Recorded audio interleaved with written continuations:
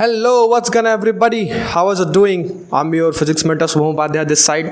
और मैं वापस आ गया हूँ chapter wise previous year question, क्योंकि यार बोर्ड का टाइम है और हम chapter wise previous year question बहुत दिन से प्लान कर रहे थे। इवन लाइन बाय लाइन अब सभी चैप्टर्स के प्रीवियस ईयर क्वेश्चंस भी आएंगे। यार ये मेरा ना पर्सनल फेवरेट चैप्टर्स है जिसमें इंक्लूड किया है मैंने magnetic effect of electric current. तो इसलिए यार मैं इस चैप्टर से स्टार्ट कर रहा हूँ। और जैसा कि आपके आदित्य सर ने कैप्सूल सीरीज स्टार्ट कर ली है, तो ये वीडियो भी उसी कैप्सूल सीरीज का पार्ट होने वाला है। अब आने वाले जो लेक्चर्स आएंगे उसमें हम chapter wise previous year questions करेंगे जो कि सीबीएसई बोर्ड में ऑफिशियली आ चुके हैं। इस वीडियो में हम क्या कर रहे हैं कि 2020, 2019 एंड 2018 इन 3 साल के chapters wise previous year questions को कंक्लूड किया और हमारा चैप्टर का नाम है magnetic effect of electric current. So without wasting any more time let's get straight to our video. और यार ये आया हमारा पहला क्वेश्चन, ठीक है यार, काफ़ी इंटरेस्टिंग है। जोश को बनाए रखो, पोटेंशियल को हाई रखो, क्योंकि सीबीएसई के आए हुए क्वेश्चंस हैं यार ऑब्वियसली, तो काफ़ी इंपॉर्टेंट होने वाले हैं। और आई होप कि आप सबकी तैयारी भी बहुत अच्छी चल रही होगी। अभी तक तो सबने कंप्लीट भी कर लिया होगा अपने चैप्टर्स को। तो इसमें हमारा जो चैप्टर है वो है magnetic effect of electric current. I repeat once again, तो हम इस चैप्टर का अभी प्रीवियस ईयर कर रहे हैं। आने वाले और लेक्चर्स में इंक्लूडिंग तुम्हारे इलेक्ट्रिसिटीज़ के भी और केमिस्ट्री के भी वीडियोज़ भी आएंगे, जिसमें कार्बन कंपाउंड और मॉडर्न पेरियोडिक टेबल ऑब्वियसली जो लास्ट चैप्टर हमारा उसको भी कवर किया जाएगा। तो फिलहाल यार हम वापस आते हैं हमारे फर्स्ट क्वेश्चन पे। और हमारा पहला क्वेश्चन जो है वो 1 मार्क के लिए है, जो कि सीबीएसई 2020 में आया हुआ है। ठीक है, तो अभी जरा हम क्वेश्चन को पढ़ते हैं। और क्वेश्चन जो है वो है कि the change in magnetic field lines in A coil is cause of induced electric current in it. Name the underline phenomena. अभी यार सबसे पहले ना कि सीबीएसई में आए क्वेश्चंस को ब्रेक करके पढ़ना काफ़ी जरूरी है हमारे लिए। तो जरा सा क्वेश्चन को ब्रेक करते हैं, ठीक है, आसानी से। क्या बोल रहा है कि the change in magnetic field lines in A coil is caused of induced electric current. अभी यार आई होप आप ये जो शब्द सुन रहे हो, induced electric current, magnetic field lines, इससे आप सभी वाकिफ हो चुके हो कि यार ऑब्वियसली चैप्टर पढ़ के आए हो, तो ये सब चीज़ें तो मालूम ही होंगी। तो यार देखो, मैं क्या करता हूँ ना कि इस क्वेश्चन को थोड़ा सा मैं पढ़ता हूँ, फिर मेरे को इस क्वेश्चन का मतलब समझना है, ठीक है। तो the change in magnetic field line in coil is caused of induced electric current in it. मतलब कि मैग्नेटिक फील्ड लाइंस को चेंज किया जा रहा है, मतलब वैरी किया जा रहा है। वैरी मतलब बदलना, चेंज मतलब बदलना। तो मैग्नेटिक फील्ड लाइंस को जब चेंज किया जा रहा है तो यार इलेक्ट्रिक करंट जो है वो इंड्यूस हो जा रहा है। तो ये कौन से फिजिक्स के कौन से फिनोमेना का नाम दिया गया? ये जो हुआ है, जो change in magnetic field lines हुई है जिसकी वजह से इलेक्ट्रिक करंट हो गया है, तो फिजिक्स में इस फिनोमेना को क्या कहते हैं, वही हमसे ये पूछा है। तो सिंपली हमको इसमें क्या करना है कि नेम देना है। तो यार ये बेसिकली फिनोमेना है इलेक्ट्रोमैग्नेटिक इंडक्शन। याद आया? इलेक्ट्रोमैग्नेटिक इंडक्शन, EMI, ठीक है, जो कि magnetic effect of electric current का आपके सिलेबस में लास्ट टॉपिक है, क्योंकि यार सिलेबस चीज़ें रिमूव भी हुई है, ठीक है। तो आपके सिलेबस में इलेक्ट्रोमैग्नेटिक इंडक्शन है और ये लास्ट टॉपिक है। तो यार हम क्या लिखेंगे इस आंसर में? सिंपल सा एक लाइन का आंसर, क्योंकि 1 मार्क का क्वेश्चन है तो यार ज़्यादा इसमें हमको लिखने की रिक्वायरमेंट है नहीं। तो हम क्या करेंगे, सिंपली इस फिनोमेना का नाम दे देंगे, जो बोलेंगे इलेक्ट्रोमैग्नेटिक इंडक्शन। अब जरा सा मैं इस फिनोमेना के बारे में आपको थोड़ा सा बता देता हूँ। यार इलेक्ट्रोमैग्नेटिक इंडक्शन क्या होता है कि इलेक्ट्रोमैग्नेटिक इंडक्शन, नाम पढ़ो यार, फिजिक्स में ना नाम की बहुत ज़्यादा वैल्यू होती है। तो नाम पढ़ो इलेक्ट्रोमैग्नेटिक इंडक्शन। यार नाम से ही पता लग रहा है ना कि मैग्नेटिज्म के हेल्प से इलेक्ट्रिसिटी इंड्यूस हुई होगी, ठीक है। इंडक्शन का सिंपल मतलब होता है इंड्यूस, और इंड्यूस सब जहां लग जाए ना वहां समझ लो इंड्यूस का मतलब कि जेनरेट हो जाना। क्या हो जाना? जेनरेट हो जाना। तो इंड्यूस जो है वो थोड़ा सा ना एडवांस वर्ड में, ठीक है, डराने के लिए आपको, ठीक है, जेनरेट कोई इंड्यूस लिख दिया गया है एडवांस वर्ड में, और नाम क्या हो गया? Electromagnetic induction. जो कि नाम से पता लग रहा है कि electro plus magnetic plus induction. इसका मतलब ये है कि कहीं ना कहीं मैग्नेटिक इफेक्ट से, कहीं ना कहीं मैग्नेटिज्म से इलेक्ट्रिसिटी को जनरेट किया गया है, प्रोड्यूस किया गया है, और जिस फिनोमेना का इस्तेमाल करके ये काम किया गया है उस फिनोमेना को बोलते हैं इलेक्ट्रोमैग्नेटिक इंडक्शन, ठीक है यार। तो मैं ये चीज़ों को क्लियर कर देता हूँ और सिंपल सा लिख देता हूं कि the phenomena is known as a term called electromagnetic induction, ठीक है। तो यार ये हमारा फर्स्ट मार्क का क्वेश्चन डन, सिंपली बहुत इजी वे में। और आपसे कोई पूछे कि यार बता दो शॉर्ट में, नाम देखो, नाम पढ़ो इलेक्ट्रोमैग्नेटिक इंडक्शन। आपसे कोई पूछे कि यार what is electromagnetic induction, what is actually basically a EMI called. तो EMI का मतलब क्या यार? नाम पढ़ो इलेक्ट्रोमैग्नेटिक इंडक्शन। तो क्या कहोगे कि यार मैग्नेटिज्म से इलेक्ट्रिसिटी का जनरेट हो जाना, मैग्नेटिज्म से इलेक्ट्रिसिटी का इंड्यूस हो जाना, ऐसे फिनोमेना को क्या बोलते हैं? Electromagnetic induction. तो देखो यार इस 1 मार्क क्वेश्चन मैंने आपको डेफिनेशन भी बता दिया, प्लस प्लस मतलब भी समझा दिया कि क्वेश्चन क्या कह रहा है, और सिंपल सा एक आंसर हमारा कि the phenomena is known as a term called electromagnetic induction. यार ईएमआई और इलेक्ट्रोमैग्नेटिक इंडक्शन काफी इंपॉर्टेंट, क्योंकि क्लास 12 में जब आप जाओगे तो क्लास 12 में इसका एक चैप्टर ही है, और ये चैप्टर के जो फंडामेंटल जो चीजें हैं ना, जो बेसिक थ्योरम्स हैं या फिर जो फंडामेंटल चीजें हैं, वो आपके आगे जाके एसी यानी अल्टरनेटिंग करंट, जो कि आपके सिलेबस में था अभी इस साल लेकिन उसको रिमूव कर दिया गया है, तो आप क्या क्लास 12 में ये दो अलग अलग स्पेसिफिक चैप्टर्स को भी पढ़ोगे, जिसमें आप ईएमआई और एसी के बारे में पढ़ोगे। फिलहाल हमको उतना दूर नहीं जाना है, हम क्लास 10 में हैं और हम सीबीएसई का प्रैक्टिस कर रहे हैं। ओके, तो ये पहला क्वेश्चन हमारा डन हो गया, ठीक है। Now let's move on to next question.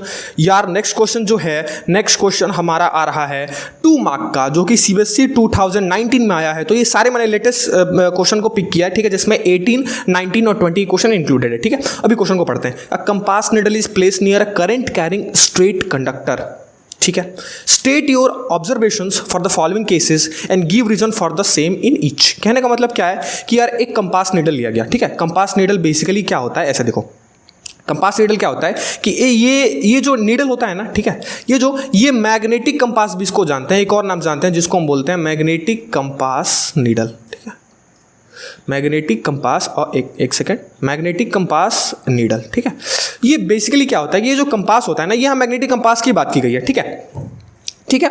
तो यहाँ क्या होता है कि जो मैग्नेटिक कंपास होता है ना, वो एक्चुअली में क्या करता है कि जिधर भी, जिस जगह भी मैग्नेटिक फील्ड लाइन डिटेक्ट हुई, वो क्या करता है कि कंपास के अंदर नॉर्थ और साउथ जैसी वैल्यू बनी होती है, ठीक है। इसको मैं थोड़ा सा बड़ा करके बनाता हूँ, ठीक है, अभी समझ आएगा। देखो कंपास के अंदर क्या होता है कि एक मैग्नेटिक कंपास के अंदर एक्चुअली होता क्या है, ऐसे देखो कि नॉर्थ और साउथ करके वैल्यू बनी होती है, और ऐसे नीडल होता है, ठीक है, ठीक है। ओके, तो यही बोल रहा है कि एक मैग्नेटिक कंपास को क्या किया गया, एक करंट कैरिंग स्ट्रेट कंडक्टर के पास लाया गया, ठीक है, या फिर उसके पास रख दिया गया। लेट्स सपोज ये हमारा एक कंडक्टर है, ठीक है, इसको मैं थोड़ा सा ड्रॉ कर लेता हूँ ऐसे, ठीक है, जिसके अंदर लेट्स सपोज करंट है ऐसे आई, ठीक है, करंट को नोट करते हैं, ठीक है। और क्या किया गया कि इसी कंडक्टर के पास एक नीडल को लाके लेट्स सपोज रख दिया गया, ठीक है। वो किसी रैंडम डायरेक्शन में भी था, ठीक है, अभी हम उसके डायरेक्शन को मेंशन नहीं करेंगे, वो रैंडमली रखा हुआ था, ठीक है। अब क्या हुआ, अब ना दो केस दिया हुआ है, एक केस ए, एक केस बी। तो कह रहा है कि पहले केस में क्या चेंजेस आएंगे और दूसरे केस में क्या वेरिएशंस, क्या ऑब्जर्वेशंस आपको मिलेंगे, ठीक है। मैग्नेटिक कंपास को देखोगे तो मैग्नेटिक कंपास में क्या चेंजेस, क्या ऑब्जर्वेशन आपको मिलेंगे ये दोनों केसेस में। तो पहला केस पढ़े तो क्या कि the magnitude of electric current is increase. अब यार मैग्नीट्यूड का मतलब समझो, मैग्नीट्यूड मतलब ना कि करंट की बेसिकली वैल्यू की बात की गई है। तो अगर करंट की वैल्यू को बढ़ा दोगे, यार हम क्या पढ़ रहे हैं, हम चैप्टर पढ़ रहे हैं MEC, ठीक है, शॉर्ट में magnetic effect of electric current. और चैप्टर का पूरा बेस क्या है कि यार इलेक्ट्रिसिटी से मैग्नेटिज्म को जनरेट करना, ठीक है, और इसका वाइस वर्सा भी कि मैग्नेटिज्म जहां है वहां इलेक्ट्रिसिटी भी है। यार ये पूरा चैप्टर इसी पे तो बेस्ड है, इलेक्ट्रिसिटी मैग्नेटिज्म में ही पूरा चैप्टर घूम रहा है ना। यानी कि बेसिकली कहने का मतलब क्या है कि जहां मैग्नेटिज्म वाली प्रॉपर्टी वहां इलेक्ट्रिसिटी भी है। तो यार ऑब्वियस सी बात है, जहां इलेक्ट्रिसिटी भी होगी वहां मैग्नेटिज्म भी होगा। इसका वाइस वर्सा भी ट्रू है। और ये पता लगा था किससे, ऑरेस्टेड एक्सपेरिमेंट, याद करो ऑरेस्टेड एक्सपेरिमेंट सबने पढ़ा भी होगा इस चैप्टर में, ठीक है। तो यार अभी हम क्या देख रहे हैं, अभी देख रहे हैं कि क्या हो रहा है। पहला हम वापस अपने क्वेश्चन पे आते हैं, जिसमें पहला केस हमारा क्या है कि मैग्नीट्यूड ऑफ इलेक्ट्रिक करंट जो है, यहाँ मैं थोड़ा सा इरेज करता हूँ, क्या बोल रहा है कि फर्स्ट केस में जिसमें हम करंट के मैग्नीट्यूड को बढ़ा दें, और मैं बताया कि मैग्नीट्यूड का सिंपल मतलब कि करंट की वैल्यू को इंक्रीज कर दें। तो ये बताओ, हमको पता है कि इलेक्ट्रिसिटी से मैग्नेटिज्म प्रोड्यूस होता है, तो अगर इलेक्ट्रिसिटी यानी इलेक्ट्रिक करंट को बढ़ा दे तो क्या मैग्नेटिज्म भी बढ़ जाएगा कि नहीं बढ़ेगा? ऑब्वियस सी बात है यार, जहां इलेक्ट्रिसिटी बढ़ा दे वहां मैग्नेटिज्म भी बढ़ जाएगा। तो अगर हम करंट की वैल्यू को बढ़ा देते हैं तो क्या होगा, मैग्नेटिक फील्ड की जो स्ट्रेंथ होगी, मैग्नेटिक फील्ड की जो स्ट्रेंथ होगी वो भी इंक्रीज हो जाएगी। और जो ही मैग्नेटिक फील्ड की स्ट्रेंथ इंक्रीज हो जाएगी, ये जो कंपास जो तुम वायर के पास रखे थे, ये कंपास का नीडल बहुत तेज डिफ्लेक्ट होगा। और किस डायरेक्शन में डिफ्लेक्ट होगा, तो अब जैसा आपको मालूम है कि फ्रॉम नॉर्थ से लेके साउथ, यानी पॉइंट करेगा नॉर्थ साउथ डायरेक्शन में। यानी कि लेट्स सपोज इस सबको मिटाते हैं, ठीक है, इन सबको मिटाते हैं, ठीक है। और मैं क्या करता हूं कि थोड़ा सा कलर चेंज करता हूं, ठीक है। ये देखो, ये कलर समझ नहीं आएगा, ये करता हूं, ठीक है। ये देखो, ये हमारा कंडक्टर है, इधर आई करंट जा रहा है। अब बताओ कि मैंने मैग्नीट्यूड को, ठीक है, करंट के मैग्नीट्यूड को बढ़ा दिया तो साथ में, ठीक है, साथ में क्या इंक्रीज होगा, करंट मैग्नीट्यूड को बढ़ा दिया तो साथ में मैग्नेटिक फील्ड का स्ट्रेंथ भी इंक्रीज होगा। मैग्नेटिक फील्ड का जो स्ट्रेंथ होगा वो भी बहुत ज़्यादा बढ़ जाएगा।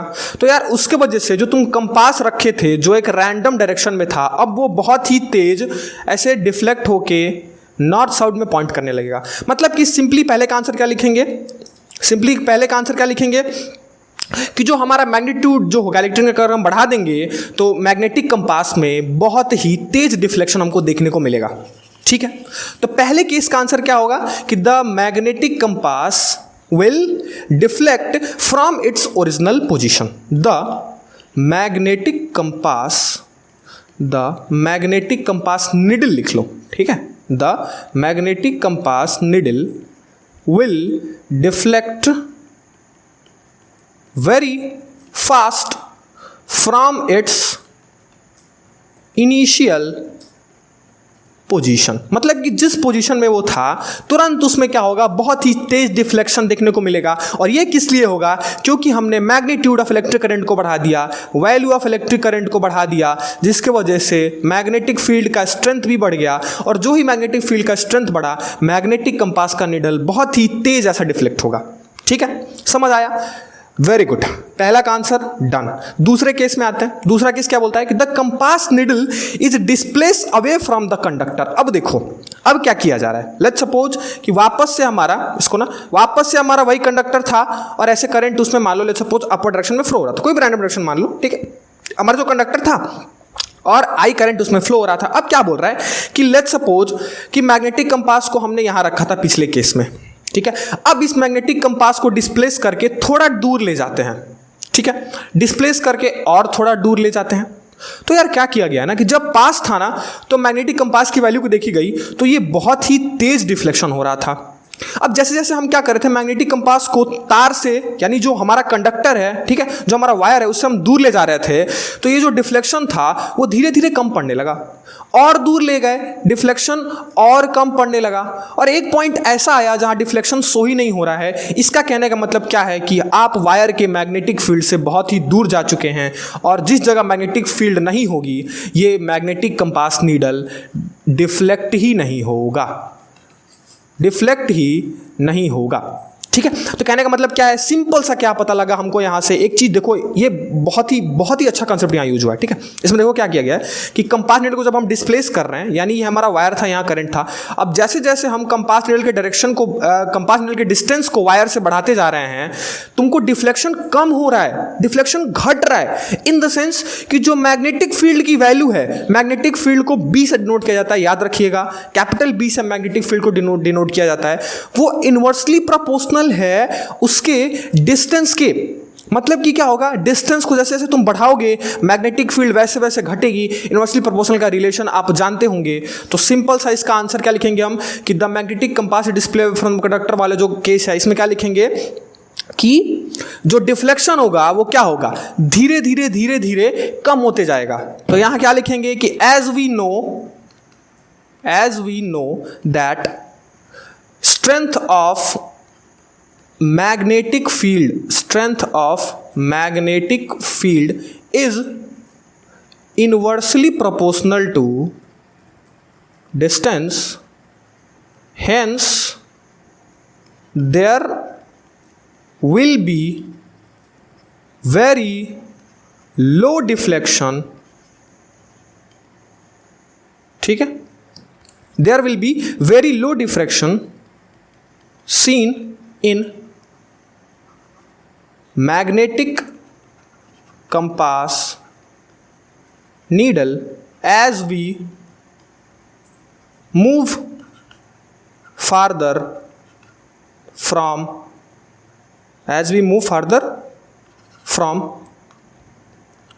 the current carrying conductor। ठीक है, आई होप थोड़ा सा ज़्यादा इंग्लिश हो गई, ठीक है। करंट कैरिंग कंडक्टर पर यार सीबीएसई है तो आपको लिखने का ही मार्क्स मिलता है, जो नो सबको पता है, ठीक है। तो क्या लिखे, as we know that distance of magnetic field is proportional to distance, hence there will be very low deflection seen in magnetic compass needle as we move farther from the current carrying conductor. मतलब कि इस current carrying conductor से जितना दूर जाओगे magnetic field का strength उतना कम होते जाएगा। यही था हमारा सेकंड क्वेश्चन का रीजन और ये 2 मार्क्स का क्वेश्चन डन। कांग्रेचुलेशंस, आपको 2 मार्क्स मिल चुके हैं आपके सीबीएसई 2019 के पेपर में। जस्ट एज अ जोक, ठीक है, आगे बढ़ते हैं हम, ठीक है। Now let's move on to our third question, जरा सा पढ़ो यार, थर्ड क्वेश्चन क्या बोला है, name and state the rule to determine the direction of force experience by a current carrying straight conductor place in a uniform magnetic field which is perpendicular to it. बहुत ही अच्छा question है, again ये 2 mark का question और CBSE 2019 में आया हुआ क्वेश्चन है ये भी, ठीक है। यार क्या बोल रहा है, सिंपली देखो बोल क्या रहा है, बोल रहा है कि हमको तो सबसे पहले तो आप नाम बताइए, ठीक है, कोई नाम होगा, आगे पढ़ते हैं कौन सा नाम है, नाम बताइए और उस रूल को बताइए जो कि फोर्स की डायरेक्शन को बताता है जब भी करंट कैरिंग कंडक्टर को मैग्नेटिक फील्ड में रखा जाता है। यार हम सबको पता है, ठीक है, कि लेट्स सपोज ये हमारा एक मैग्नेट है, ठीक है, ये हमारा एक मैग्नेट है, ठीक है, ऐसे और ऐसे, ये हमारा नॉर्थ पोल, ये हमारा साउथ पोल, ठीक है, हमको पता है magnetic field line north to south होती है, तो सबको पता है। अब यार आपके जो थ्योरी आप जब पढ़ेंगे चैप्टर में, तो उसमें एक चीज़ बताई गई है कि जब भी किसी करंट कैरिंग कंडक्टर को मैग्नेटिक फील्ड में रखते हैं तो उस करंट कैरिंग कंडक्टर पे एक फोर्स लगता है, एक मैग्नेटिक फोर्स लगता है। और उस फोर्स के डायरेक्शन को बताने के लिए एक साइंटिस्ट ने अपना एक रूल दिया था जिसको हम बोलते हैं फ्लेमिंग्स लेफ्ट हैंड रूल। आप सबने पढ़ा होगा फ्लेमिंग्स लेफ्ट हैंड रूल। तो यार नाम हमारा तो डन, यानी इस मार्क्स में ये जो क्वेश्चन है ना, इसमें देखो कैसे मार्क्स मिलेंगे। पहला मार्क जो मिलेगा, 2 मार्क का क्वेश्चन है, पहला मार्क आपको नेम लिखने में मिलेगा और दूसरा मार्क आपको उस रूल को बताने में मिलेगा, बस हमको ये बताना है, ठीक है। तो नाम जो है वो उस रूल का वो हमने जाना भी क्या है, फ्लेमिंग्स लेफ्ट हैंड रूल। एक साइंटिस्ट थे, ठीक है, उन्होंने क्या किया था, अपना लेफ्ट हैंड रूल दिया था डायरेक्शन ऑफ फोर्स को बताने के लिए, ठीक है। याद रखो यार, ये एक प्रॉपर्टी वाली जो फिनोमेना है फिजिक्स की, वो काम करती है इस जगह पे कि जब भी किसी करंट कैरिंग कंडक्टर को मैग्नेटिक फील्ड में रखते हैं तो उस करंट कैरिंग कंडक्टर पे एक मैग्नेटिक फोर्स लगता है। अब उस फोर्स की वैल्यू को बताने के लिए, उस फोर्स के डायरेक्शन को बताने के लिए, ठीक है, वैल्यू तो नहीं कहेंगे, डायरेक्शन ही आपके सिलेबस तक, वैल्यू अभी आगे हम देखेंगे, ठीक है, बड़े क्लासेस में। तो डायरेक्शन बताने के लिए, मैग्नेटिक फोर्स डायरेक्शन को बताने के लिए फ्लेमिंग साहब आए थे, एक साइंटिस्ट थे, उन्होंने अपना एक रूल दिया था और रूल का नाम क्या है, फ्लेमिंग लेफ्ट हैंड रूल। तो यही क्वेश्चन, आधा क्वेश्चन जो था आपका यही था कि नेम बताइए। तो आपने फर्स्ट पार्ट ऑफ क्वेश्चन तो यही सॉल्व कर लिया, नेम लिख के क्या लिखेंगे कि the name was Fleming's left hand rule, ठीक है। इसको Fleming left hand thumb rule भी बोलते हैं, ठीक है, क्योंकि इसमें थंब भी इंक्लूडेड होता है, ठीक है, पर ज़्यादातर हम शॉर्ट में लिखते हैं क्या, फ्लेमिंग लेफ्ट हैंड रूल, ठीक है। अब ये फ्लेमिंग लेफ्ट हैंड रूल होता क्या यार, इन्होंने क्या बोला था ना, जरा सा इस रूल के भी तो बारे में जानो, क्योंकि हमको स्टेट भी करना है, बताना भी तो है, इस रूल के बारे में लिखना भी है कि ये रूल क्या है। पहले तो नाम बताइए फिर लिखिए, ठीक है। इस रूल को थोड़ा सा आगे देखते हैं, विजुअलाइज देखो, ये देखो मेरे हाथों को देखो। फ्लेमिंग लेफ्ट हैंड क्या बोले थे कि अपने लेफ्ट हैंड को क्या कीजिए, लेफ्ट हैंड के तीन फिंगर का यूज होगा, थंब, 4 फिंगर, मिडिल फिंगर, ठीक है। तो फ्लेमिंग में क्या बोला था कि अपने लेफ्ट हैंड के इन तीनों फिंगर को म्यूचुअली परपेंडिकुलर अरेंज करिए। म्यूचुअली परपेंडिकुलर मतलब ऐसे देखो, ये इसके परपेंडिकुलर है, ये वाला इसके परपेंडिकुलर है, सबको दिख रहा है यहाँ, ठीक है। ये जो है ये इसके परपेंडिकुलर है, ये वाला इसके परपेंडिकुलर, यानी अपने लेफ्ट हैंड रूल को कुछ ऐसे अरेंज करो, देखो ध्यान से, कुछ ऐसे, ठीक है। I know it is to funny but कोई बात नहीं, करके देखो एक बार यार, मजा आएगा।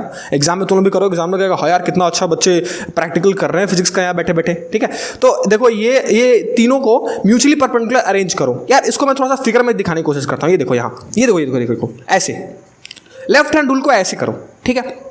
अब इन्होंने क्या बोला, इनके रूल के हिसाब से, ठीक है, ये जो थंब होगा इसको थंब बोलते हैं, ये हमारा 4 फिंगर है और ये हमारा मिडिल फिंगर है। क्या बोलता है ये जो रूल था, ये रूल क्या बोलता है, ये जो फ्लेमिंग साहब ने दिया था, ठीक है, ये रूल क्या बोलता है कि जो थंब होगा, वो थंब जो है, जो थंब होगा वो डायरेक्शन ऑफ फोर्स को बताएगा।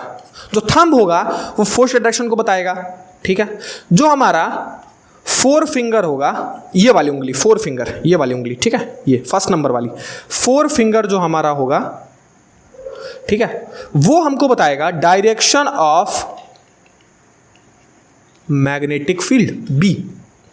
और जो हमारा मिडिल फिंगर होगा,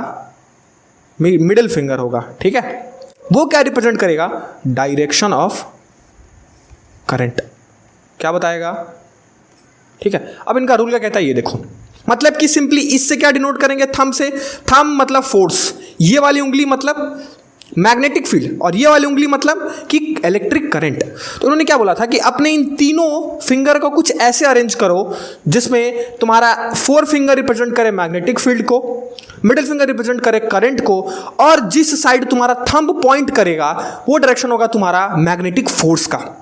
समझ रहे हो क्या कह रहा हूँ? वो रूल क्या बोले थे कि अपने इन तीनों फिंगर को ऐसे अरेंज करो, ठीक है, जिसमें तुम्हारा जो 4 फिंगर है वो किसको डिटरमाइन करे, मैग्नेटिक फील्ड को, मिडिल फिंगर करंट को, और तुम्हारा थंब होगा उससे तुम्हारा फोर्स की डायरेक्शन मिलेगी। यही था simply Fleming's left hand thumb rule, ठीक है, Fleming's left hand thumb rule.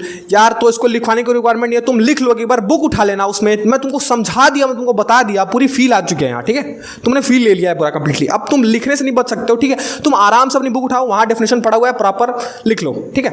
मैं थोड़ा सा क्वेश्चन इस पर प्रैक्टिस करा देता हूँ, ठीक है, एक दो एग्जाम्पल्स लेते हैं, थोड़ा सा एग्जाम्पल लेके देखते हैं, ठीक है, आप ये इंप्लीमेंट कर पा रहे हो कि नहीं। लेट्स सपोज मैग्नेटिक फील्ड का डायरेक्शन इधर है, this is magnetic field, this is direction of magnetic fields, ठीक है, यानी मैग्नेटिक फील्ड डायरेक्शन ये है इस साइड। करंट जो है वो क्या कर रहा है कि करंट जो है वो नीचे से ऊपर जा रहा है, ठीक है, ऐसे आई, ठीक है। तो तुमसे पूछ दिया फाइंड आउट द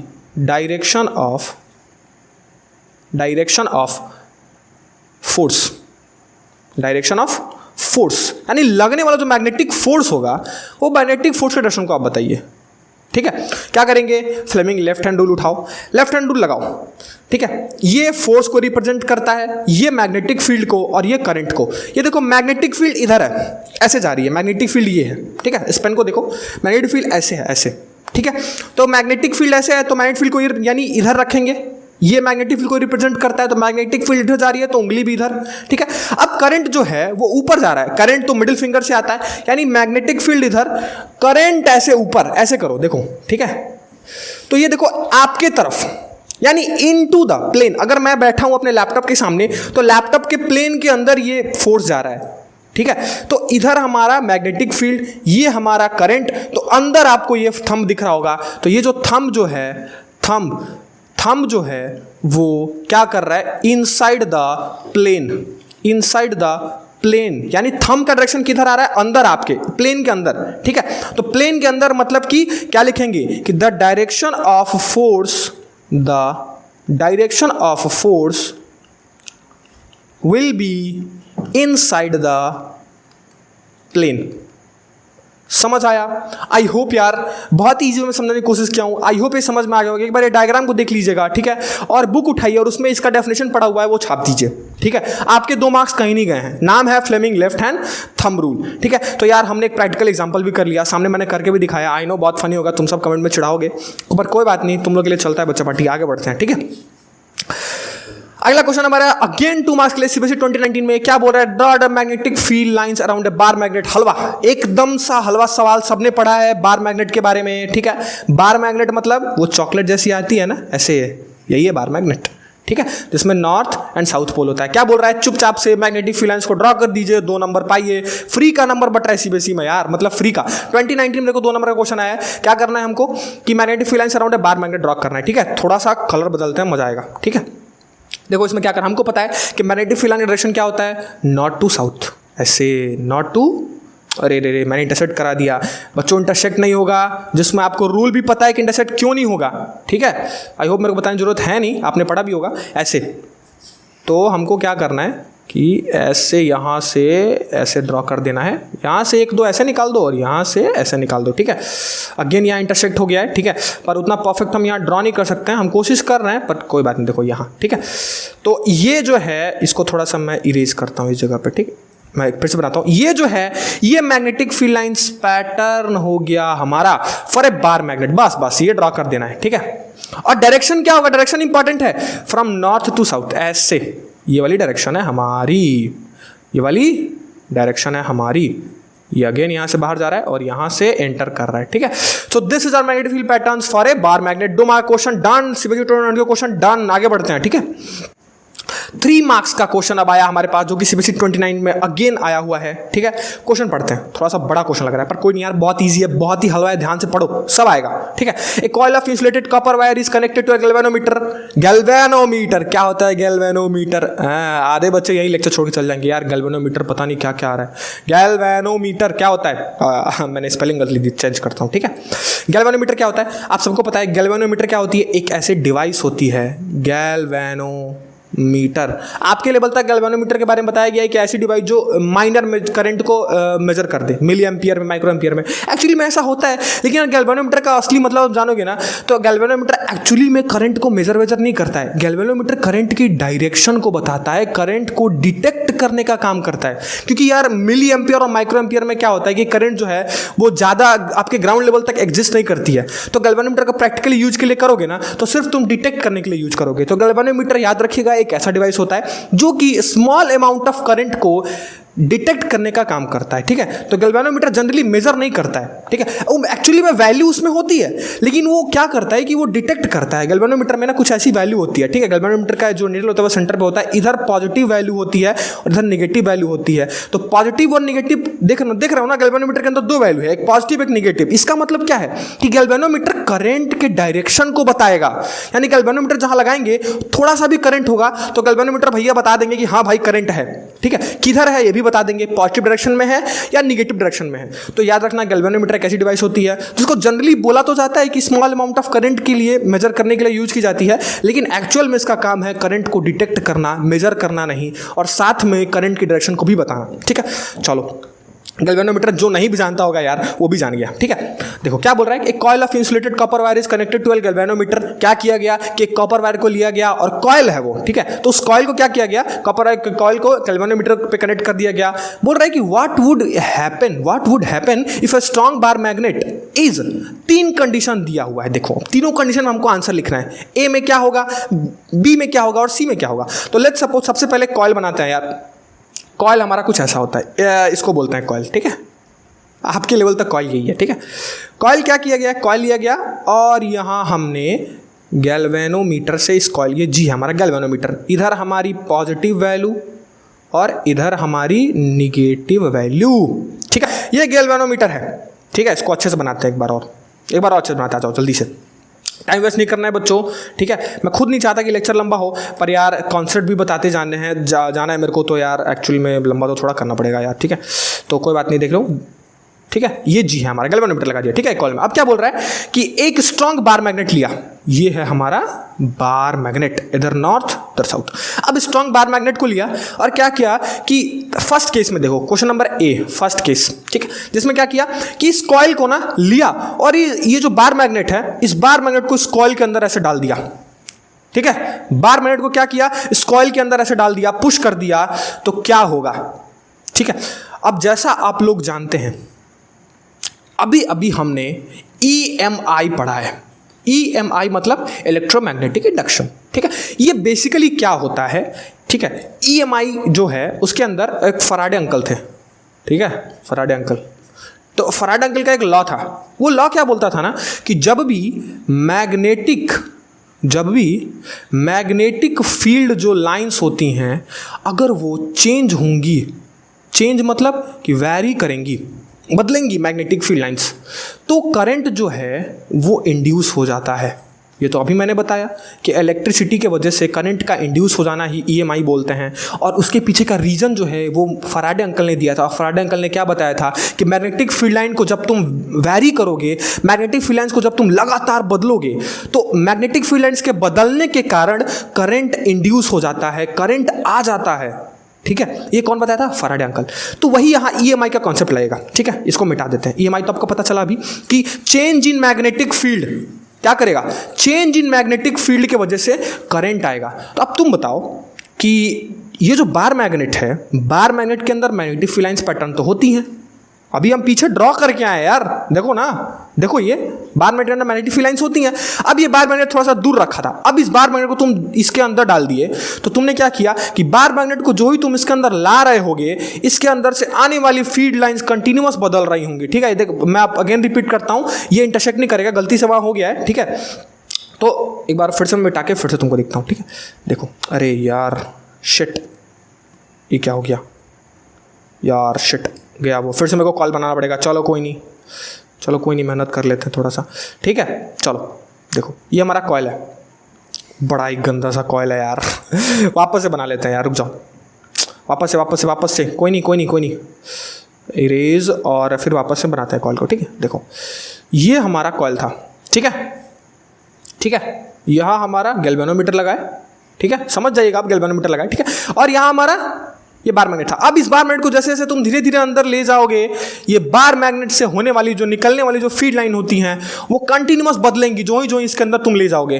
तो बार मैग्नेट की जो मैग्नेटिक फील्ड लाइंस हैं, यहाँ मैग्नेटिक फील्ड लाइंस जो हैं वो बार बार चेंज कर रही हैं, बार बार वैरी कर रही हैं। तो इसके अंदर जब तुम पुश कर रहे होगे, लेट्स सपोज ये हमारा कॉइल है, ठीक है, इस कॉइल के अंदर हम इस मैग्नेट, ये हमारा बार मैग्नेट, ठीक है, अब देखो ध्यान से समझो, ठीक है, ये हमारा कॉइल है, ये हमारा बार मैग्नेट। अब इस कॉइल को मैंने इसके अंदर धीरे धीरे पुश कर रहा हूँ, ठीक है, तो मैं लाके क्या बोल रहा है पहले किसमें कि इसके अंदर लाके पुश कर रहा हूँ। तो जब मैं पुश कर रहा हूँ तो इससे निकलने वाली फील्ड लाइन इसको क्रॉस कर रही होगी, ठीक है।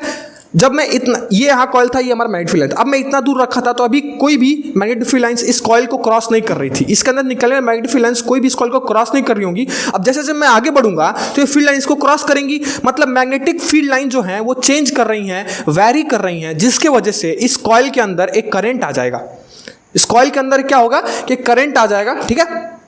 यार बैटरी लो गई मेरी, ऑन कर लेते हैं थोड़ा, ठीक है। इस कॉइल के अंदर एक करंट आ जाएगा और जिसके वजह से गैल्वेनोमीटर में क्या होगा, गैल्वेनोमीटर में डिफ्लेक्शन शो होगा गाइस, गैल्वेनोमीटर में डिफ्लेक्शन शो होगा। क्योंकि यार गैल्वेनोमीटर का काम होता है, करंट आता है तो बताता है हमको। तो गैल्वेनोमीटर क्या करेगा, भाई साहब आपके यहाँ करंट आ रही है, ठीक है, करंट आ रही है, और करंट की डायरेक्शन जो होगी, जब हम इस बार मैग्नेट को इस कॉइल के अंदर पुश करेंगे तो करंट की डायरेक्शन पॉजिटिव होगी। और जो ही सेकंड केस में देखो क्या बोला है कि कॉइल से इसको विड्रॉ कर लेना, विड्रॉ मतलब बाहर ले लेना। अभी हमने पुश करके रख दिया, अब मैं बाहर भी ले रहा हूं। तो पहले केस में हमने पुश किया तो गैल्वेनोमीटर में पॉजिटिव डिफ्लेक्शन होगा, क्योंकि थोड़ा सा करंट आएगा। और करंट किसके रीजन से आएगा, क्योंकि मैग्नेटिक फील्ड लाइंस चेंज होंगी, क्रॉस करेंगी, चेंज होंगी। तो चेंज होने की वजह से जब हम आगे बढ़ाएंगे तो इसके अंदर क्या होगा, करंट इंड्यूस होगा, जिसकी वजह से गैल्वेनोमीटर में डिफ्लेक्शन शो होगा, ठीक है। और कैसा डिफ्लेक्शन होगा, पॉजिटिव साइड। और जब हम इसके अंदर मान लो ला कर रख दिया ऐसे, अब कॉइल के अंदर ये हमने रख दिया, अब इसको जब मैं विड्रॉ करूंगा, बाहर खींचूंगा, तो फिर मैग्नेटिक फील्ड लाइन चेंज होंगी, जिसके वजह से करंट जो है, गैल्वेनोमीटर जो है, अगर हम इसको अंदर ले जाए तो गैल्वेनोमीटर इधर डिफ्लेक्ट होगा, और हम बाहर ले जाएंगे तो गैल्वेनोमीटर इधर डिफ्लेक्ट होगा, यानी निगेटिव डायरेक्शन में शो, करंट का डायरेक्शन को शो करेगा। और जब हम अंदर ले जाएंगे तो गैल्वेनोमीटर पॉजिटिव डायरेक्शन में शो करेगा, ठीक है। तो यही काम होता है गैल्वेनोमीटर का। और ये क्वेश्चन का 2 पार्ट हमने सॉल्व कर लिया यहीं पे कि जब हम पुश करेंगे तो क्या होगा, पॉजिटिव डिफ्लेक्शन होगा गैल्वेनोमीटर में, जब हम विड्रॉ करेंगे तो निगेटिव डिफ्लेक्शन होगा गैल्वेनोमीटर में। और पॉजिटिव और निगेटिव क्या बता रहा है, मतलब कि पॉजिटिव साइड करंट बह रहा है। जब हम अंदर ले जा रहे हैं तो करंट पॉजिटिव साइड बह रहा है, जब हम बाहर ले जा रहे हैं तो करंट का फ्लो निगेटिव साइड हो रहा है। यही कहने का मतलब है हमारा, ठीक है। और तीसरा क्या बोल रहा है, held stationary inside the coil, give justification for each observation. तो हमने पहला दूसरे का तो जस्टिफिकेशन दे दिया, तीसरे का जस्टिफिकेशन दे दिया। अब क्या कह रहा है कि भाई साहब ना आपको अंदर ले जाना है ना आपको बाहर ले जाना है, बस ले जाकर अंदर और स्टेशनरी छोड़ दीजिए। तो यार जब हम ले जाकर अंदर रख देंगे तो मैग्नेटिक फील्ड चेंज ही नहीं होगी। और जब मैग्नेटिक फील्ड लाइन में कोई चेंज नहीं होगा तो there will be no induced current. Yes, सही पकड़े आप सब लोग कि जब हम मैग्नेटिक फील्ड लाइंस को, जब हम बार मैग्नेट को ले जाकर चुपचाप अंदर स्टेशनरी छोड़ देंगे, स्टेशनरी मतलब रेस्ट में अंदर डाल के छोड़ दीजिए, तो जब अंदर डाल के छोड़ देंगे तो मैग्नेटिक फील्ड लाइंस चेंज नहीं होंगी। जब तक मैग्नेटिक फील्ड लाइंस चेंज नहीं होंगी तब तक करंट फ्लो ही नहीं होगा। तो थर्ड केस में क्या होगा, there will be no flow of, there will be no deflection seen, no deflection. इसको मैं अच्छे से लिखता हूं, there will be no deflection seen in galvanometer. यार करंट ही नहीं का तो गैल्वेनोमीटर क्या घंटा करंट बताएगा, ठीक है। तो इसमें क्या लिखेंगे, there will be no deflection seen by galvanometer, यानी गैल्वेनोमीटर में कोई भी डिफ्लेक्शन शो नहीं होगा, कोई भी करंट ही नहीं होगा, zero current, I equals to zero current की value, no deflection seen in galvanometer, ठीक है। ये था हमारा 3 मार्क का क्वेश्चन, आपने डन कर लिया। Let's move on, again 3 mark का क्वेश्चन CBSE 2018 में आया, ठीक है। अब क्या बोल रहा है इसमें, सिमिलर क्वेश्चन है यार, देखना एक बार, ट्राई करना है, ठीक है, ट्राई करना इस चीज को। हम तुम्हारे ये वाला क्वेश्चन को ना हम होमवर्क में दे रहे हैं तुम सबको, ठीक है।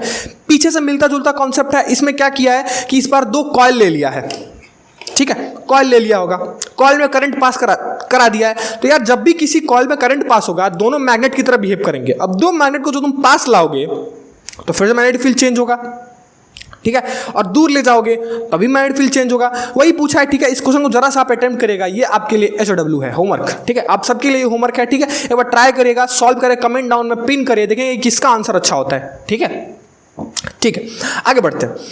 अब आ गया हमारा यार 5 नंबर वाला क्वेश्चन, और ये आया है CBSE 2022 में, ठीक है। तो 5 नंबर वाले क्वेश्चन को जरा सा हम देखते हैं और पढ़ते हैं। देखो यार, इसमें काफी सारा पार्ट है, ABCD, ठीक है। अभी थोड़ा सा कलर बदलते हैं यार, मजा नहीं आ रहा है, ठीक है। चलो ए वाले पार्ट को पहले देखते हैं। What is an electromagnet, list any 2 uses. देखो नाम पढ़ो यार, what is an electromagnet, simple definition है, आपने रट्टा भी मार लिया होगा, लेकिन अभी आओ यार थोड़ा सा फील रहता है, ठीक है। Electromagnet, what is an electromagnet. Electromagnet क्या होता है, नाम पढ़ो। इलेक्ट्रो, नाम जो बना है electro plus magnet, electro plus magnet, कहने का मतलब क्या है कि ऐसा मैग्नेट जो इलेक्ट्रिसिटी से प्रोड्यूस किया जाता हो। सिंपल भाषा में उसको क्या बोलेंगे, इलेक्ट्रोमैग्नेट, मतलब कि इलेक्ट्रिसिटी की वजह से मैग्नेटिज्म का आ जाना, ठीक है। इलेक्ट्रिसिटी की वजह से मैग्नेटिज्म का आ जाना। और ये हेनरी ओरेस्टेड ने वापस रिपीट कर, मैं बताया, पीछे भी बताया मैं, ठीक है। ये ओरेस्टेड ने बताया था कि जहां इलेक्ट्रिसिटी होती है वहां मैग्नेटिज्म भी होता है, यानी मैग्नेट, ऐसा मैग्नेट, ठीक है, जो इलेक्ट्रिसिटी से बना हो, इलेक्ट्रिसिटी से प्रोड्यूस हुआ हो, ठीक है, यानी उसी को क्या बोलते हैं, इलेक्ट्रोमैग्नेट बोलते हैं। तो इसमें क्या लिख देंगे, सिंपल से लिख दो कि अ करंट कैरिंग सोलेनॉइड, ठीक है, अ current carrying solenoid. I hope solenoid बताने की जरूरत नहीं है, आपने चैप्टर पढ़ लिया है, ठीक है। Current carrying solenoid is known as electromagnet, electromagnet, ठीक है। यानी करंट कैरिंग सोलेनॉइड को हम क्या बोलते हैं, इलेक्ट्रोमैग्नेट बोलते हैं। और सोलेनॉइड क्या होता है, तो सोलेनॉइड यार कुछ ऐसा होता है, क्या करते हैं, एक ऐसा सर्कुलर कॉइल होता है जिसके अंदर नंबर ऑफ टर्न्स होते हैं, ठीक है। यहाँ आप गैल्वेनोमीटर लगा सकते हैं या फिर कोई रजिस्टर को भी कनेक्ट कर सकते हैं, ठीक है, दोनों पॉसिबल्स हैं, ठीक है। तो मैं यहाँ ये कर देता हूँ, ठीक है, पॉजिटिव नेगेटिव, ठीक है। तो इस सेटअप को बोलते हैं सोलेनॉइड, और एक करंट कैरिंग सोलेनॉइड को हम इलेक्ट्रोमैग्नेट बोलते हैं, यानी ऐसा मैग्नेट जो इलेक्ट्रिसिटी से प्रोड्यूस किया गया हो उसको बोलते हैं सोलेनॉइड। और सोलेनॉइड क्या है, तो सोलेनॉइड एक मैग्नेट ही तो है। और कैसे बना ये मैग्नेट, सोलेनॉइड कैसे बना ये मैग्नेट, इलेक्ट्रिसिटी की वजह से, इसीलिए सोलेनॉइड को क्या बोलते हैं, इलेक्ट्रोमैग्नेट। तो सिंपली इलेक्ट्रोमैग्नेट के डेफिनेशन में आप ऐसा ये जो छोटी चीजें लिख सकते हैं, current carrying solenoid is also known as electromagnet. इसकी 2 यूजेज बतानी है हमको, ठीक है, 2 यूजेज, तो याद रख लो यार, ये याद करने वाली चीजें, ठीक है। यूजेज को तो हम बता नहीं सकते, याद करने वाली चीजें, ठीक है। पहला जो है वो इलेक्ट्रिक मोटर में इलेक्ट्रोमैग्नेट यूज होता है, और दूसरा जो है, देखो इसका यूजेज जो है, यूजेज मतलब ना कि इलेक्ट्रिक मैग्नेट को कहाँ यूज करते हैं, किस चीज को बनाने में। तो सबसे पहले इलेक्ट्रिक मोटर के अंदर इलेक्ट्रोमैग्नेट का यूज होता है, और दूसरा जो होता है वो इलेक्ट्रिक बेल, आपने स्कूल बेल देखा है ना, आपका स्कूल बेल जो बजता है, वो इलेक्ट्रिक बेल एक्चुअली इलेक्ट्रोमैग्नेट से ही मिलकर बना है, उसके अंदर इलेक्ट्रोमैग्नेट है, ठीक है। चलिए फर्स्ट पार्ट, ए वाला पार्ट डन, ठीक है। अब बी पे चलते हैं, इसी के अंदर 5 नंबर क्वेश्चन है, तो अच्छे से अटेम्प्ट करेंगे यार इसको, ठीक है। कहाँ गया, इधर, चल, ठीक है। अब बी वाले पार्ट पर, बी वाला में क्या बोल रहा है, draw a level diagram to show how an electromagnet is made. अभी बताया, अभी जस्ट बताया कि इलेक्ट्रोमैग्नेटिक सोलेनॉइड है, तो सिंपली सोलेनॉइड का फिगर बना दीजिए, लेवल डायग्राम आपका रेडी हो जाएगा, ठीक है। तो क्या करना है, कॉयल लेना है, कॉयल में नंबर ऑफ टर्न्स कर देना है, ऐसे घुमा देना है, ठीक है, स्प्रिंग की तरह। और क्या करना है, यहाँ पोटेंशियल लगा देना है, ठीक है, प्लस माइनस। और इसके अंदर क्या करना ना कि एक रॉड ले लेना आयरन का, अभी बताएंगे, इसके भी अगला क्वेश्चन ही इसी पे है, ठीक है। तो ये हमारा एक डायग्राम, लेवल डायग्राम हो गया इलेक्ट्रोमैग्नेट का। तो इलेक्ट्रोमैग्नेट पूछे तो आप ये बना देंगे, करंट की डायरेक्शन को जरूर मेंशन करिएगा, ठीक है, करंट डायरेक्शन को जरूर मेंशन करिएगा इसमें। ये है हमारा एक लेवल डायग्राम ऑफ इलेक्ट्रोमैग्नेट, यानी सेकंड पार्ट भी डन। थर्ड पार्ट पे आते हैं, क्या बोल रहा है, स्टेट, बताइए, state the purpose of soft iron core used in making electromagnet. देखो आ ही गया, मैं बोला ना कि आयरन के कोर पे, देखो ये आयरन का कोर होता है, और इस पे हम ऐसे ऐसे नंबर ऑफ टर्न्स लपेट देते हैं स्प्रिंग की तरह, और ये हमारा तैयार हो जाता है एक सोलेनॉइड या फिर एक इलेक्ट्रोमैग्नेट, दोनों कह सकते हो, ठीक है।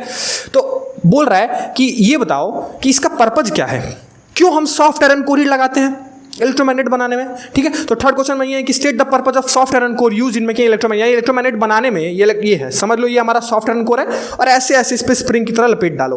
तो ये सॉफ्ट आयरन कोर ही क्यों यूज होता है, तो याद रखिएगा, सॉफ्ट आयरन कोर जो होता है, ठीक है, सॉफ्ट आयरन कोर जो है वो स्ट्रेंथ को, मैग्नेटिक फील्ड के स्ट्रेंथ को इंक्रीज कर देता है। सॉफ्ट आयरन कोर का मेन पर्पज क्या है कि वो स्ट्रेंथ को बहुत ही स्ट्रांग मैग्नेटिक फील्ड क्रिएट कर देगा, ठीक है। उसकी जितनी पावर है ना, उस पावर से ज्यादा मैग्नेटिक फील्ड को प्रोड्यूस करता है। यानी सॉफ्ट आयरन कोर को यूज करने का सबसे पहला पर्पज, इसमें कई पर्पजेस हैं, ठीक है, सब बताऊंगा मैं आपको। पहला क्या है, पहला पॉइंट में लिख लो कि स्ट्रेंथ जो है, to increase the strength of the electromagnet we use soft iron core. ठीक है, यानी सॉफ्ट आयरन कोर क्यों यूज होता है, क्योंकि स्ट्रेंथ ऑफ मैग्नेटिक फील्ड को वो क्या करता है, बढ़ा देता है। और दूसरा जो है वो काफी इंपॉर्टेंट और काफी बेसिक रीजन भी है जो आपको पता भी होगा कि आयरन जो होता है, ठीक है, उसके अंदर मैग्नेटिक प्रॉपर्टी ना एक खास तरह की होती है। जो मैग्नेटिक प्रॉपर्टी होती है ना, वो आयरन के अंदर बड़ी खास होती है, और वो ऐसी होती है कि वो अपने आप को बहुत जल्दी मैग्नेटाइज्ड और अपने आप को बहुत जल्दी डीमैग्नेटाइज भी कर लेता है। ठीक है, ध्यान से समझना ये दो वर्ड, इसको साफ अच्छे से मैं लिख देता हूं।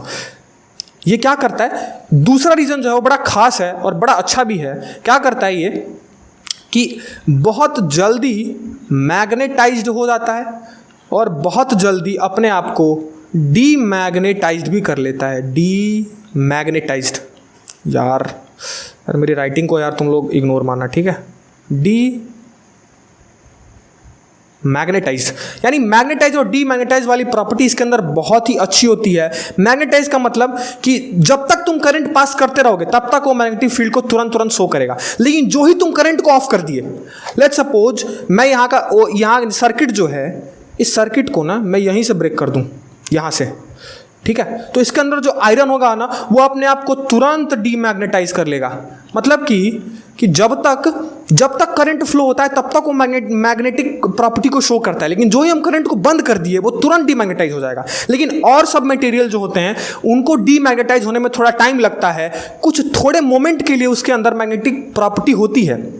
ठीक है, करंट बंद कर दोगे तभी भी, अगर हम कॉपर या फिर और कोई का रॉड वगैरह, स्टील वगैरह का रॉड यूज करते हैं ना, तो स्टील वगैरह में ना ये खास मैग्नेटिक प्रॉपर्टी नहीं होती है कि वो अपने आप को तुरंत डीमैग्नेटाइज कर ले। ठीक है, वो थोड़ी देर बाद डीमैग्नेटाइज होगा, लेकिन आयरन के अंदर खास प्रॉपर्टी होती है कि जब तक करंट फ्लो होगा तब तक वो तुरंत मैग्नेटाइज भी हो जाएगा, और जो ही करंट फ्लो कराना बंद कर दिए वो तुरंत अपने आप को डीमैग्नेटाइज भी कर लेगा। ठीक है, तो इसके अंदर क्या लिखेंगे कि it demagnetise so quickly when the current gets off। मतलब कि जब करंट को हम बंद कर दें तो वो अपने आप को बहुत ही जल्दी, बहुत ही तुरंत वो अपने आप को डीमैग्नेटाइज कर लेगा। ठीक है, तो ये पर्पस जो है आई होप बहुत अच्छे से, बहुत डेप्थ में, बहुत फील की तरह तीनों क्वेश्चन को हमने अटेम्प्ट कर लिया। लास्ट चौथा क्वेश्चन आया, वो क्या है, list 2 ways of increasing the strength of an electromagnet if the material of electromagnet is fixed. अब देखो क्या बोल रहा है कि इलेक्ट्रोमैग्नेट मतलब, अभी मैं बताया कि इलेक्ट्रोमैग्नेट मतलब सिंपली सॉलिनॉइड यार। इलेक्ट्रोमैग्नेट मतलब कि सॉलिनॉइड, ठीक है, इलेक्ट्रोमैग्नेट मतलब सॉलिनॉइड की बात की जा रही है। इलेक्ट्रोमैग्नेट मतलब कि सॉलिनॉइड, तो सॉलिनॉइड क्या, तो बोल रहा है कि अगर सॉलिनॉइड के मटेरियल को फिक्स कर दिया जाए, सॉलिनॉइड के मटेरियल को फिक्स्ड कर दिया जाए, तो ऐसी कौन सी जो प्रॉपर्टीज हैं जिससे उसके स्ट्रेंथ को चेंज किया जा सकता है। तो याद रखना, मैग्नेटिक फील्ड ऑफ सॉलिनॉइड जो होता है उसके स्ट्रेंथ को चेंज करने के लिए 3 फैक्टर रिस्पॉन्सिबल होते हैं, जिसमें एक मटेरियल भी था, लेकिन मटेरियल को तो फिक्स कर दिया, क्या दिया कि आपको मटेरियल नहीं बदलना है, और कोई और तरीके बताइए जिससे आप सॉलिनॉइड के यानी इलेक्ट्रोमैग्नेट के स्ट्रेंथ को बढ़ा सकते हैं। तो इसमें से पहला यूजेज वो होता है कि करंट को जो है वो इंक्रीज कर दो। सबसे पहला क्या है कि करंट को बढ़ा दो। करंट को बढ़ा दोगे जितना ज़्यादा, यार ऑब्वियस सी बात है, मैं बताया था कि करंट जहाँ होता है वहाँ मैग्नेटिक फील्ड होता है, तो अगर करंट को बढ़ाओगे तो मैग्नेटिक फील्ड भी वहाँ बढ़ जाएगी। यानी पहला रीज़न क्या है कि इलेक्ट्रिक करंट को बढ़ा दो, और दूसरा रीज़न क्या है कि नंबर ऑफ टर्न्स को बढ़ा दो। यस, आपने बिल्कुल सही सुना, नंबर ऑफ टर्न्स को इंक्रीज कर दो। नंबर ऑफ टर्न्स सॉलिनॉइड कैसे बनता है, अभी मैं बताया था कि कॉइल को स्प्रिंग की तरह नंबर ऑफ टर्न्स को क्या कर दो, इंक्रीज कर दो। यानी ये जो सॉलिनॉइड है, पहले मान लो मैंने ऐसे बनाया था, ठीक है, अभी दूसरे में क्या करो, एकदम पास करके ज्यादा नंबर ऑफ टर्न्स कर दो, तो ये वाला जो सॉलिनॉइड बना ना, ये इसके अंदर मैग्नेटिक फील्ड पावरफुल होगी as compare to this solenoid. क्यों, क्योंकि हमने नंबर ऑफ क्या किया, टर्न को बढ़ा दिया, यानी स्ट्रेंथ बढ़ गई, यानी ये पावरफुल होगा, ये पावरफुल इलेक्ट्रोमैग्नेट होगा एज कंपेयर टू दिस। तो 2 यूजेज क्या है, 2 वे क्या है, अगर मटेरियल को फिक्स करने वाला रूल को छोड़ दें, ठीक है, याद रखना सॉलिनॉइड 3 चीजों पे डिपेंड करता है, एक तो करंट पे, दूसरा नंबर ऑफ टर्न्स पे, तीसरा मटेरियल पे। यहां बोला कि मटेरियल फिक्स कर दिया, यानी मटेरियल का रीजन तो आप लिख नहीं सकते हैं, 2 रीजन और लिखना है, तो उसमें क्या लिखेंगे कि करंट को बढ़ा दिया जाए, यानी इलेक्ट्रिक करंट जब आप इंक्रीज कर देंगे तो मैग्नेटिक प्रॉपर्टी भी इंक्रीज हो जाएगी, वहाँ की जो मैग्नेटिक फील्ड होगी वो पावरफुल हो जाएगी, यानी स्ट्रेंथ जो होगा इलेक्ट्रोमैग्नेट का वो पावरफुल हो जाएगा। और नंबर ऑफ टर्न्स, यानी दो वे क्या लिखा है हमने बता दिया। पहला वे क्या है कि करंट को बढ़ा दीजिए और दूसरा वे क्या है, नंबर ऑफ टर्न्स को बढ़ा दीजिए। ठीक है, तो ये हमारा 5 नंबर मिल गया हमको। 5 नंबर यार बहुत वैल्यूएबल नंबर होता है, बहुत बड़ा नंबर है यार। ठीक है, एक क्वेश्चन में 5 नंबर मिल रहे हैं। ठीक है, थोड़ी इसलिए मेहनत करनी पड़ी। ठीक है, अगला लास्ट 5 नंबर का क्वेश्चन है, 2019 में आया हुआ क्वेश्चन है। ठीक है, ये क्वेश्चन को फटाक से पढ़ते हैं। ठीक है, draw the pattern of magnetic field lines produce around a current carrying straight conductor passing perpendicularly through a horizontal cardboard. देखो क्या करना है, ये सिंपली ना आपका एक टॉपिक ही है, ये पूरा एक टॉपिक है, टॉपिक पूरा उठा दिया गया है। वो टॉपिक क्या था कि स्ट्रेट वायर में, एक स्ट्रेट वायर में मैग्नेटिक फील्ड लाइंस कैसी होती हैं, यही हमको ड्रॉ करना है। ठीक है, तो पहला जो है इसके अंदर ड्राइंग करते हैं हम। ठीक है, लेट्स सपोज ये हमारा कंडक्टर है, करंट ऊपर की तरह जा रहा है, तो मैग्नेटिक फील्ड लाइन सबसे पहले मैं बताया था कि कंसेंट्रिक, मैंने बताया नहीं था। ठीक है, मैंने आप लोगों को तो नहीं पढ़ाया। ठीक है, क्योंकि मेरा कोई लेक्चर अवेलेबल है नहीं, मैंने बताया था, आपने पढ़ा भी था, again I am sorry for that. ठीक है, आपने पढ़ा था अपने बुक में कि कॉन्सेंट्रिक सर्कल्स फॉर्म करती हैं, कॉन्सेंट्रिक सर्कल्स, याद आ रहा है? हाँ सर। ठीक है, कॉन्सेंट्रिक सर्कल क्या होता है, ऐसा बहुत सारे सर्कल्स जिसका सेंटर सेम हो उसको बोलते हैं कॉन्सेंट्रिक सर्कल्स। ठीक है, तो कुछ ऐसा ही होता है। क्या होता है, मतलब कि स्ट्रेट ये सपोज ये स्ट्रेट वायर है और करंट नीचे से ऊपर जा रहा है, तो ऐसे गोले में, ठीक है, गोले में एक सर्कल फॉर्म करेगी मैग्नेटिक फील्ड लाइंस। तो ये हम ड्राइंग कर देंगे, क्या सिंपल सा कि एक स्ट्रेट वायर बना देंगे, नीचे से ऊपर करंट डायरेक्शन बता देंगे, और ऐसे ऐसे और एक और ये हमारा हो गया ऐसे। तो ये हमारा ड्राइंग है, ये हमारा पैटर्न है for straight current carrying conductor. Straight मतलब सीधा, यानी सीधे करंट कैरिंग कंडक्टर में कॉन्सेंट्रिक सर्कल्स में मैग्नेटिक फील्ड लाइंस होगी ऐसे गोले में। ठीक है, क्या बोल रहा है अगला, state and apply right hand thumb rule to mark the direction of field line. देखो इसी के लिए मैक्सवेल साहब का एक बड़ा अच्छा राइट हैंड थंब रूल भी आया था, मैक्सवेल साहब ने ही बताया था। ठीक है, ये मैंने मैक्सवेल लिख दिया, इसको मिटाते। ठीक है, मैक्सवेल जो थे, ठीक है, मैक्सवेल का ही राइट हैंड थंब रूल आया था, मैक्सवेल्स, अभी आईपीएल चल रहा है। ठीक है, Maxwell right hand thumb rule.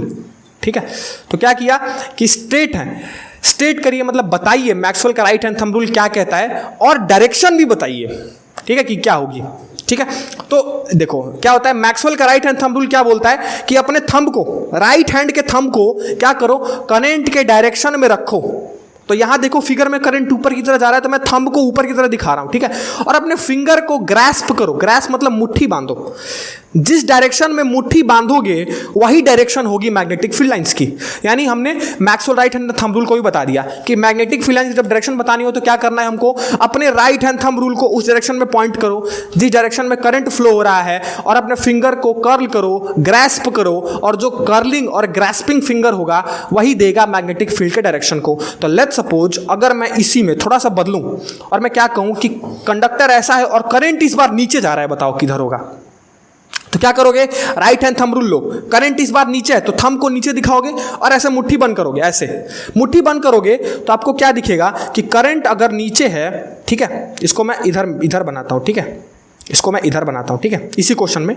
ठीक है, लेट्स सपोज करंट ऐसे नीचे जा रहा है, आई नीचे दिखा रहा हूं। ठीक है, तो क्या करोगे, तो हमको पता है कि पहले तो स्ट्रेट वायर है, तो पहले तो कंसेंट्रिक सर्कल बना लेंगे ऐसे, और डायरेक्शन क्या बताएंगे, तो इस बार देखो तो थंब नीचे है तो डायरेक्शन ऐसे ऐसे मतलब इनसाइड जा रही है, इधर से ये वाली डायरेक्शन हमारी होगी और यहां से बाहर निकलेंगी। यानी इधर जो है वो inside the plane, inside the plane को क्रॉस से रिप्रेजेंट करते हैं। याद रखना, मैग्नेटिक फील्ड लाइंस अगर कहीं क्रॉस बनाई हुई है उसका मतलब है कि वो अंदर की तरफ जा रही है, मैग्नेटिक फील्ड लाइंस अंदर की तरफ घुस रही हैं।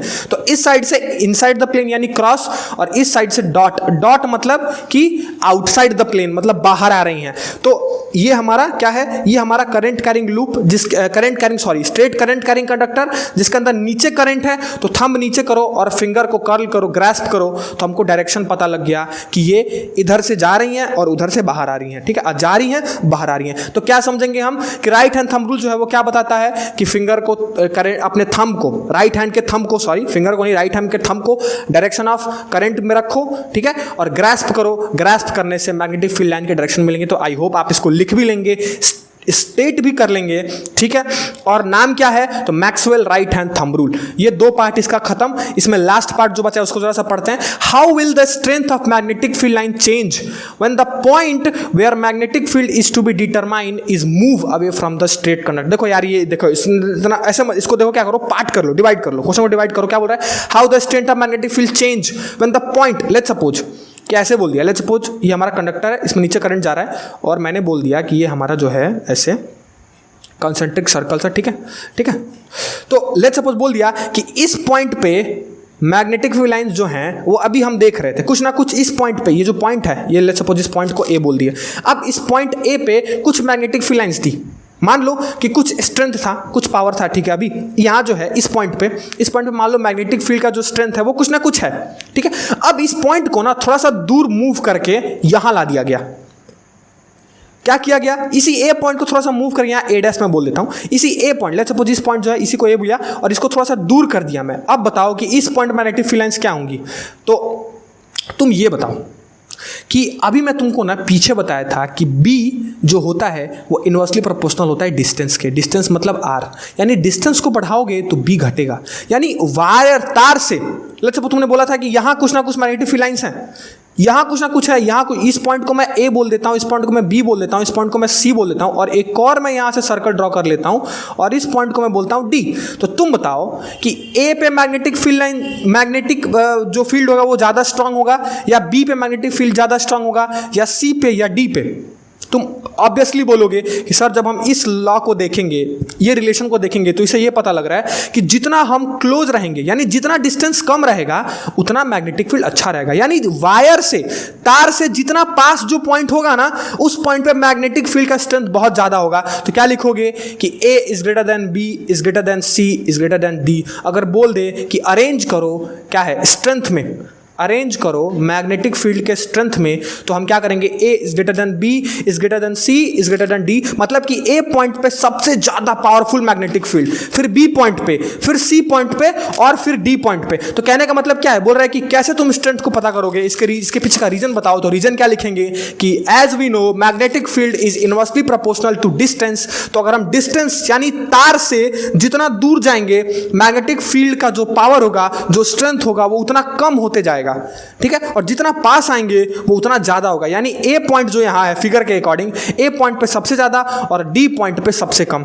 तो क्या लिखेंगे, इसके पीछे का रीजन हम लिख देंगे कि as we know magnetic field is inversely proportional to distance, hence as we move away from the straight carrying conductor the strength of magnetic field will decrease, the strength of magnetic field will decrease। मतलब जितना दूर जाओगे वो कम हो जाएगा, ठीक है। तो ये हमारा फाइनली कंप्लीट हो गया। ये जो लेक्चर है हमारा, ये लेक्चर में हमने यार काफ़ी अच्छा, काफ़ी इंपॉर्टेंट और इवन मेरे को लगता है ना कि मैंने पूरी मैग्नेटिक फील्ड इस लेक्चर में पढ़ा दी है, ठीक है। तो ये हमारा सभी 29 का 5 मार्क क्वेश्चन था, आपने कंप्लीटली डन कर लिया, ठीक है। अगेन ये देख लो, ये इतने सारे क्वेश्चन हैं, आप सब लोग इस सभी को नोट भी कर लेना, ठीक है। और ये हमारा था, अभी तो हमारा मैग्नेटिक इफेक्ट खत्म हुआ यार, अभी तो इलेक्ट्रिसिटी भी आएगा। ऐसे ही PYQ चैप्टर्स वाइज आपको आएंगे जो कि काफ़ी हेल्प करेंगे आपके CBSE एग्जामिनेशन में। आई होप ये लेक्चर आपको पसंद आया होगा, मेरे पढ़ाने का तरीका पसंद आया होगा। As usual thank you for watching this, subscribe to Matrix Classes यार, सब्सक्राइब कर देना यार, ठीक है। दिल से बहुत अच्छे से लेक्चर मैंने बहुत काफ़ी क्यूरियस होकर इस लेक्चर को प्रिपेयर किया था, ठीक है। मैं काफ़ी दिन से प्लान था कि PYQ बनाऊं, ठीक है। सो चलते हैं यार, काफ़ी टाइम भी हमने ले लिया है, ठीक है। हम मिलेंगे हमारे नेक्स्ट PYQ सेशंस में, तब तक के लिए thumbs up, give up the thumbs up और लाइक कर दो यार, ठीक है। और शेयर कर दो अपने फ्रेंड्स तक भी, सब्सक्राइब कर दो चैनल को। Till then take care, bye bye, see you soon.